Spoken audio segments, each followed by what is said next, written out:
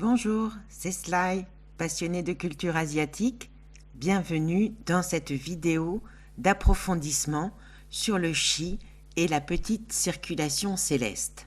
Merci de votre intérêt pour ces vidéos qui expliquent certains concepts théoriques de la pensée chinoise liés à l'énergétique. Je vais expliquer où exactement circule l'énergie subtile qu'est le Qi.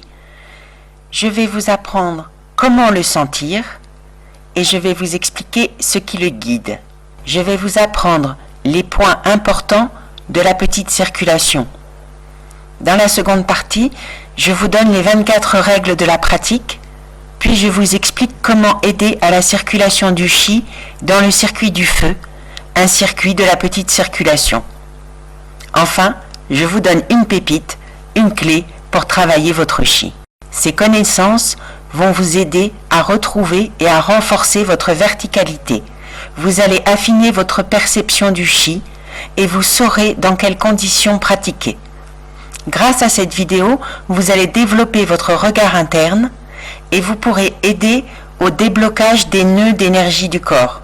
Pour commencer, je suis tellement heureuse de faire cette vidéo que je voudrais vous lire un poème inspirant tiré du Zineng Qigong de Pang Heming. S'il vous plaît, fermez les yeux, si vous le souhaitez. Reprenez l'image mentale de l'œuf avec son jaune. Ayez l'esprit dans le Dantian. Visualisez les 5 portes d'échange, les 2 plantes de pied, les 2 paumes et le sommet du crâne. Touchez le ciel, s'enraciner dans la terre. Le corps détendu, l'esprit calme. Respect à l'extérieur, sérénité à l'intérieur. Cœur limpide, humble d'apparence. Libre de pensée, mon esprit s'envole dans l'azur et revient se poser sur moi. Agréable sensation de bien-être. Ouvrez les yeux.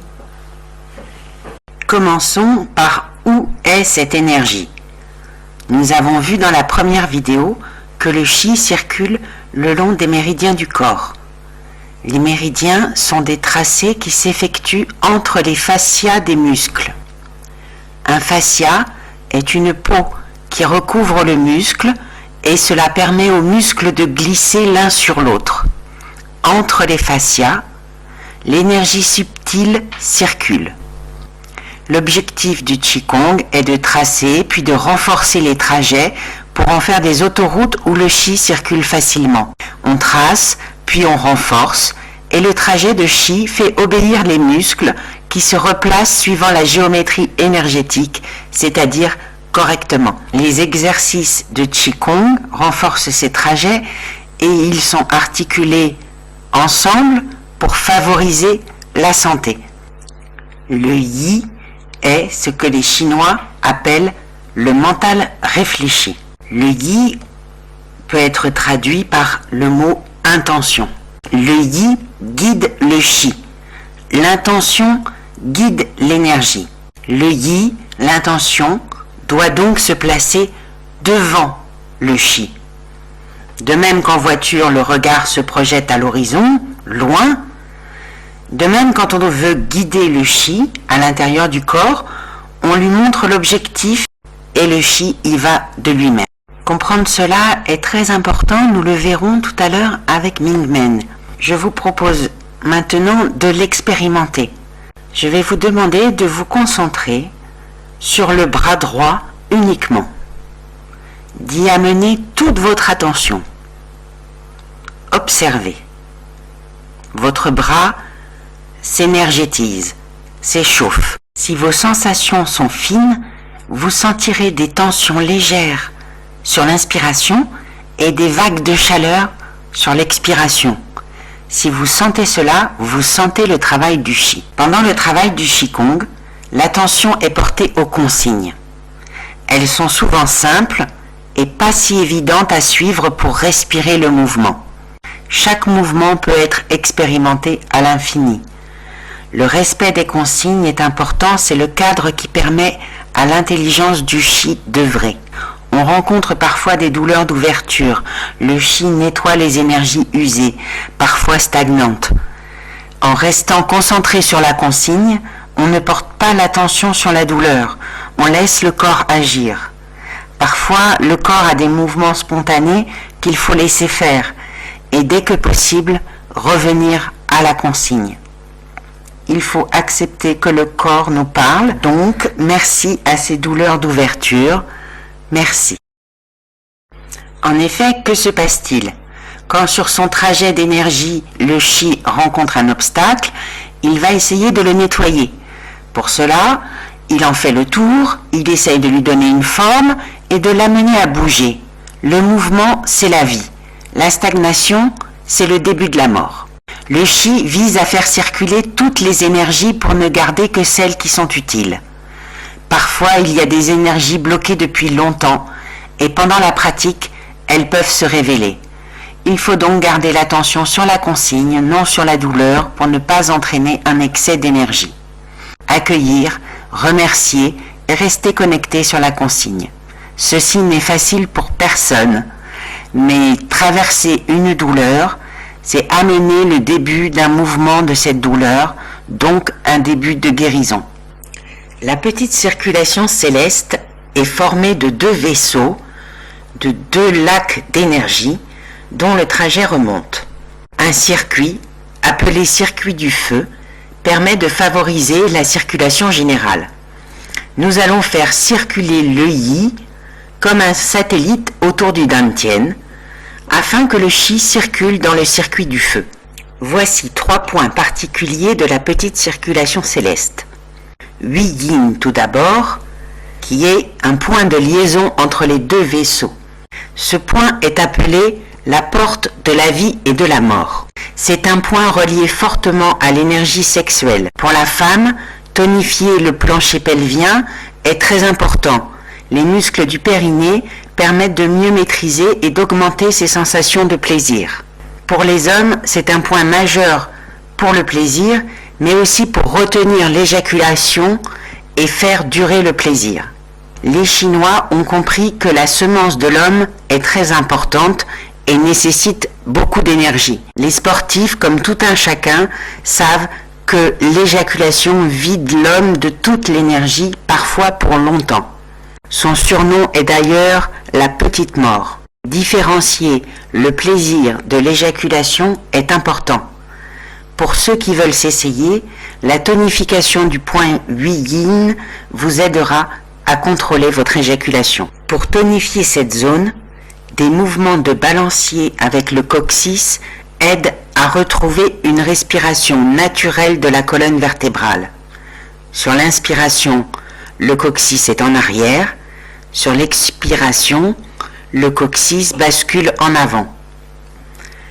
Dans ce mouvement de balancier, essayez de bien passer par le bas, par la terre, pour bien sentir le mouvement de balancier.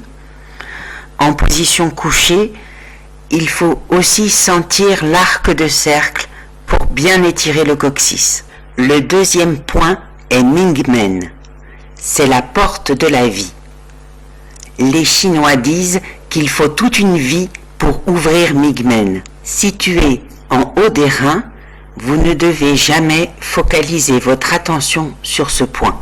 Vous devez toujours être devant, comme nous l'avons évoqué tout à l'heure, avec la phrase « le yi guide le chi ». Le yi, l'intention, ne doit pas être portée sur Mingmen.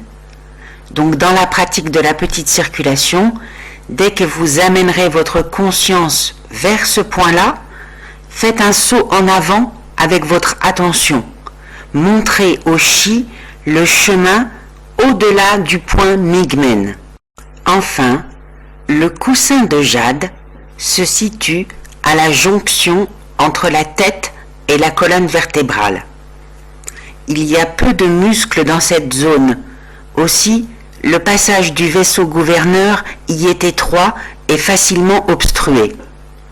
Il en résulte souvent des sensations très faibles à ce niveau. N'en faites pas un souci, acceptez de peu ou pas ressentir. Quand vous renforcerez l'ensemble des trajets d'énergie, vos sensations deviendront plus claires. N'insistez pas particulièrement sur cette zone, cela risquerait un apport d'énergie trop fort et pourrait vous blesser. En l'absence de sensation, focalisez sur le sommet du crâne afin que le chi vous suive, même si vous ne vous en rendez pas compte. Pour ceux qui veulent pratiquer, voici 24 règles transmises de génération en génération par les maîtres du Qigong. Ces règles sont le fruit de nombreuses études et de nombreuses expériences, et il faut les respecter scrupuleusement. 1. Ne pas persister dans ses plans ou ses idées. C'est l'erreur que commettent très facilement les débutants. Lorsque l'on commence à faire du Qigong, on est très enthousiaste et impatient. Il arrive cependant que l'on n'apprenne pas aussi rapidement que l'on le souhaiterait, alors on devient impatient et l'on essaye de forcer les choses. On s'établit parfois un programme à respecter. On ne peut pas considérer le Qigong comme un travail ou une tâche ordinaire que l'on se donne à faire. En Qigong, on ne peut établir un programme de déroulement. La seule conséquence serait de rendre le mental rigide et de bloquer toute progression. Tout arrive lorsqu'il en est temps. Si l'on essaye de forcer la chose, elle ne se produira pas naturellement. 2. Ne pas fixer son attention sur la discrimination. Lorsque l'on pratique, il ne faut pas fixer son attention sur les nombreux phénomènes ou sensations qui se produisent.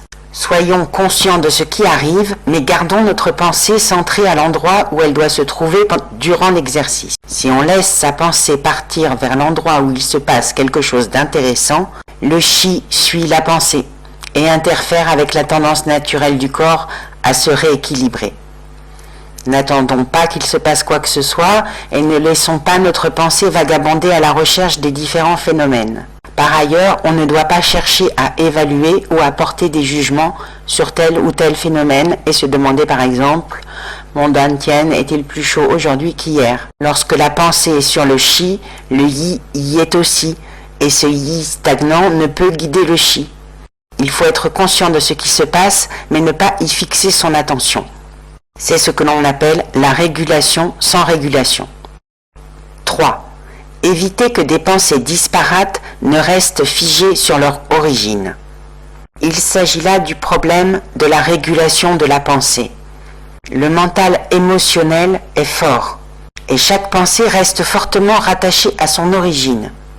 Si l'on ne parvient pas à séparer ces idées de leur source, de leur origine, si on n'arrive pas à savoir d'où vient cette pensée, cela signifie que le mental n'est pas régulé et que l'on n'est pas en mesure de réguler son chi. 4. Le xin ne doit pas s'attacher au paysage extérieur. C'est également un problème de régulation de la pensée, du xin. Si l'on ne contrôle pas son mental émotionnel, n'importe quelle distraction externe l'attirera hors du corps. Il faut s'entraîner de façon à pouvoir se concentrer sans se laisser perturber par les bruits, les odeurs, les conversations, etc. Ce n'est pas grave d'avoir conscience de ce qui arrive, mais la pensée doit rester calme, sereine et se stabiliser sur le travail. 5. Réguler son activité sexuelle. Il ne faut pas avoir d'activité sexuelle au moins 24 heures avant et après un entraînement au Qigong, notamment s'il s'agit d'un Qigong martial ou religieux. Prenez l'habitude d'éloigner vos entraînements de votre activité sexuelle, car le niveau de chi est ensuite différent, les sensations et les perceptions sont faussées. Dans ces conditions, le yi peut être trompé et son efficacité perturbée. Avant de reprendre le Qigong, il faut attendre que le chi retrouve son équilibre naturel. La conversion de l'essence en chi peut alors se faire normalement et efficacement. 6. N'avoir ni trop chaud ni trop froid. La température de la pièce où l'on s'entraîne ne doit être ni trop chaude ni trop froide. Il faut s'entraîner dans un environnement qui soit le plus confortable possible pour ne pas perturber la pensée et le travail. 7. Prendre garde aux 5 faiblesses et lésions internes. Les 5 faiblesses sont les Faiblesse des 5 organes yin, le cœur, le foie, les poumons, les reins et la rate. Si l'on s'aperçoit que l'un de ces organes est faible, il faut être prudent et progressif lors des exercices de Qigong. La pratique du Qigong est un exercice interne directement en relation avec ces 5 organes. Ne pas avancer doucement et progressivement serait comme forcer une personne affaiblie à courir 25 km d'une seule traite. Cela ne développerait pas sa force, mais la rendrait encore plus malade. Pour cette même raison, lorsque l'on souffre d'une lésion interne, la circulation et la distribution interne du Qi sont déjà perturbées. Si l'on fait des exercices de Qigong, les sensations peuvent être faussées et la pratique peut aggraver le mal et interférer avec le processus naturel de guérison. Certains exercices de Qigong ont été conçus pour soigner des lésions internes, mais pour pouvoir les utiliser, il faut avoir une très bonne connaissance de l'état du Qi à l'intérieur du corps. Quand on a des lésions, de plus en plus dans les hôpitaux, il y a des Qigong spécifiques à vos lésions.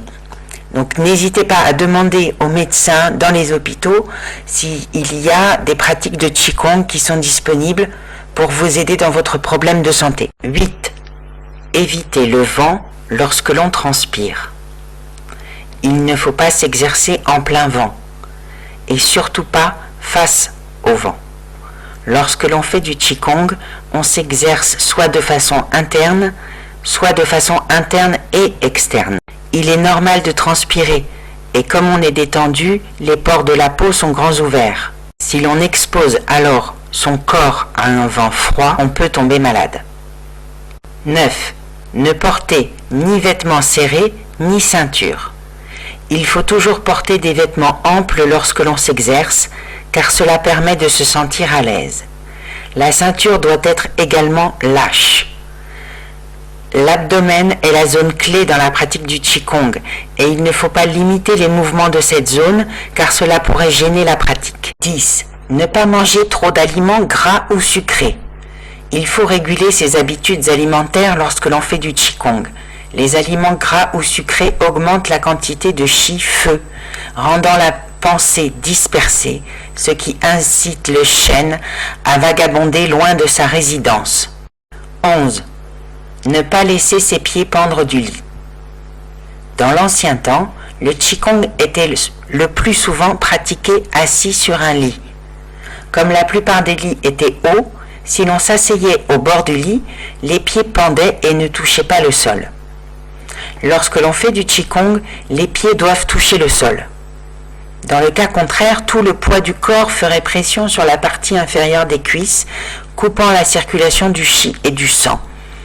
Par ailleurs, lorsque l'on pratique, on ne doit pas mettre ses pieds sur une table, car cette posture contribue également à réduire la circulation du Qi et du sang. 12. Ne pas pratiquer la vessie pleine. Il faut aller aux toilettes avant de commencer les exercices.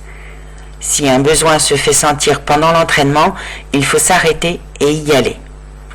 Se retenir perturbe la concentration. 13. Ne pas gratter une démangeaison. Si l'on ressent une démangeaison provoquée par une cause externe, comme un insecte qui se promène sur la peau ou qui pique, il ne faut pas s'alarmer et conserver le mental calme. Il faut utiliser le Yi pour faire retourner le Qi à sa résidence dans le Dantian, respirer plusieurs fois et progressivement ramener sa conscience sur son environnement. On peut alors se gratter ou penser à la façon de faire cesser cette démangeaison. Cependant, si cette démangeaison est provoquée par la redistribution du Qi, il faut rester calme et ne pas amener sa pensée à cet endroit. On doit ignorer simplement le phénomène et le laisser se produire. Lorsque le Qi a trouvé un nouvel équilibre, la démangeaison cesse. Si l'on se gratte, cela signifie que la pensée a été perturbée et aussi que les mains interfèrent avec le rééquilibrage naturel du Qi corporel. 14. Évitez d'être brusquement dérangé ou surpris. Il faut faire en sorte de ne pas être dérangé ou surpris brusquement. Toutefois, si cela se produit, on doit calmer son mental. Il est impératif de ne pas se mettre en colère. Ce qui est arrivé et se mettre en colère n'y changera rien. On peut en revanche éviter que cette situation ne se reproduise. L'essentiel est toutefois d'apprendre à réguler son mental lorsqu'il est dérangé. 15. Ne pas se délecter du paysage. Il arrive très souvent pendant l'entraînement que l'on ressente soudainement que quelque chose se passe en soi. Peut-être la sensation du chi est-elle plus distincte que jamais auparavant, ou peut-être commence-t-on à percevoir sa moelle osseuse. On en est ravi et excité. C'est tombé dans un piège très commun. La concentration est brisée et le mental divisé. Cela peut se révéler nuisible, voire dangereux. Il faut apprendre à prendre conscience de ce qui se passe dans le corps sans en être excité. 16. Ne pas porter de vêtements dans lesquels on a transpiré. Cela arrive le plus souvent pendant l'entraînement du Qigong en mouvement, et plus particulièrement durant la pratique du Qigong martial. Lorsque les vêtements sont humides de transpiration, on se sent mal à l'aise et la concentration en est affectée. Il vaut mieux se changer et passer des habits secs, puis reprendre l'entraînement. 17. Ne pas s'asseoir le ventre vide ni plein. On ne doit pas faire de Qigong lorsque l'on a faim ou que l'on a l'estomac plein. La faim rend la concentration difficile et lorsque le ventre est plein, la pratique risque de perturber la digestion. 18. Les étranges catastrophes du ciel et de la terre.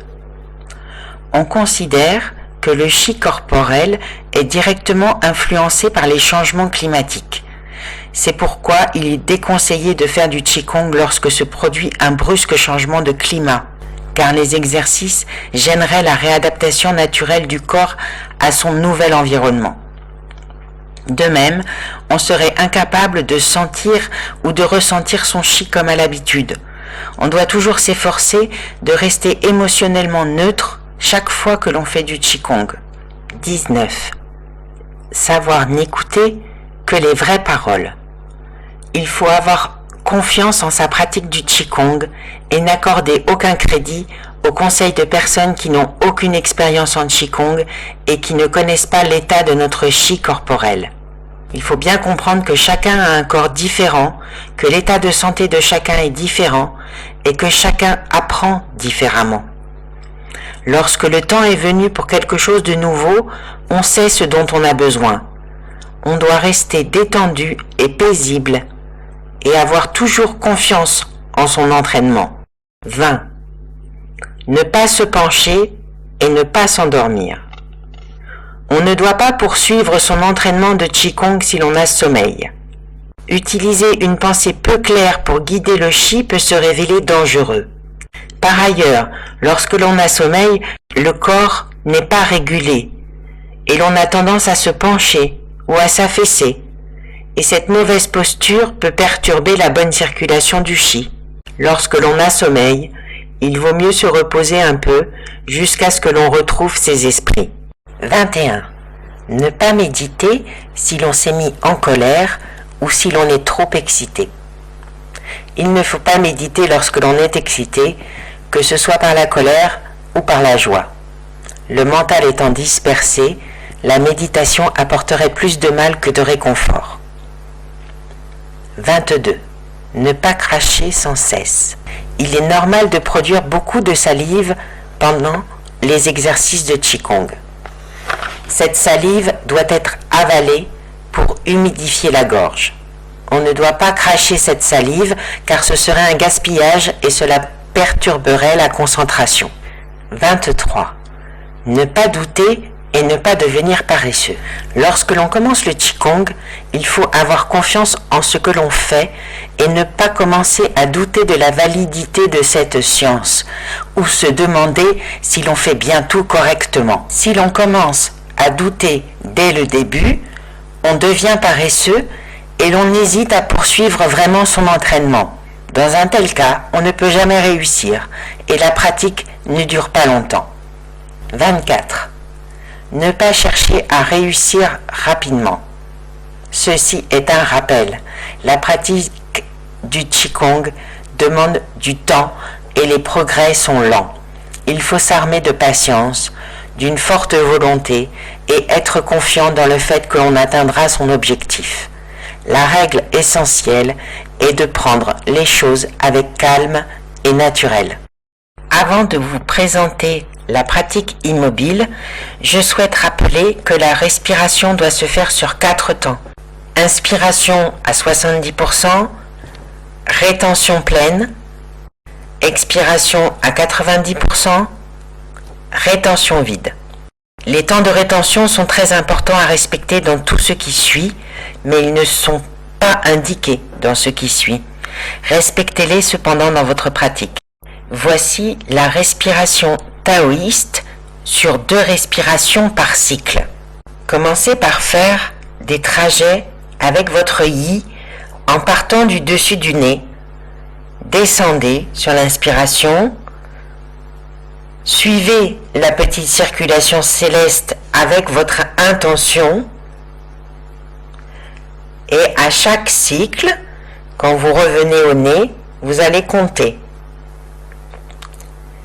Les Chinois ont une manière poétique de travailler qui est aussi une méthode mémotechnique de là où ils en sont. Dans notre cas, c'est la méthode du 6-6-36. À chaque fois que je vais revenir au nez, je vais compter d'abord 1-1, puis 1-2, 1-3, 1-4, 1-5, 1-6. Après, je compte 2-1, 2-2, 2-3, 2-4, 2-5, 2-6, 3-1, 3-2, 3-3, jusqu'à 6-6-36. J'aurai ainsi fait 36 cycles qui représentent un exercice interne. Suivez le rythme de votre respiration naturelle. Ne restez pas bloqué à un endroit. Visualisez toujours le point d'arrivée de l'inspiration ou de l'expiration. À la fin de la pratique, mettez les mains sur le dantian pour le renforcer d'énergie. Pour finir sur la compréhension du chi, je vais vous donner une clé. Le chi se déplace en spirale. Comprendre cette phrase vous fera progresser. Quand vous rencontrez un nœud, suivez un mouvement spiralaire. Ainsi, de nombreux mouvements de Qigong sont spiralaires. Toutes les torsions des muscles stimulent la circulation du chi. À nouveau, je vous invite à pratiquer avec un professeur de Qigong près de chez vous. Vous connaissez la figure géométrique naturelle de déplacement du chi, qu'il se déplace entre les muscles et qu'il suit le yi, l'intention. Vous connaissez le circuit du feu et 3 points importants de ce trajet. Vous avez les règles pour pouvoir pratiquer. Observez maintenant les films d'arts martiaux, notamment le dantian des pratiquants. Vous verrez qu'il est très stable. Merci de votre attention. Pensez à demander le résumé illustré et retrouvez-moi très vite pour une vidéo sur le diaphragme, la respiration et la grande circulation. Merci à vous.